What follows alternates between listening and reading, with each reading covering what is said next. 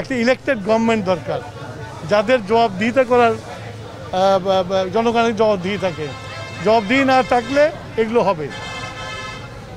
তারপরে চিন্তা করতে হবে যে শেখ হাসিনা সব ধ্বংস করে দিয়ে গেছে, সেই মানে শ্মশান থেকে আবার এটাকে তুলতে হবে। তো সেজন্য নির্বাচন দরকার।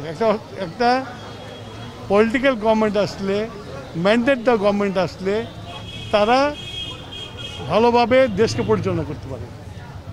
এই ব্যাপারে আমি কোনো মন্তব্য করব না, এটা তার নিজস্ব মন্তব্য, এবং এই মন্তব্য করাটা আমার ঠিক হবে না। দেশের মানুষ আছে, মানুষ জানে কোন দল ক্ষমতায় আসতে, আর বিএনপি ক্ষমতা আসতেই পারে। বিএনপি তো বাংলাদেশে এখন রাষ্ট্র চালানোর আছে, এক্সপিরিয়েন্স আছে।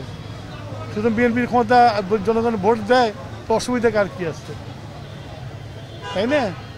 সুতরাং এরকম কথার জবাব দেওয়ার কোনো উচিত হবে না।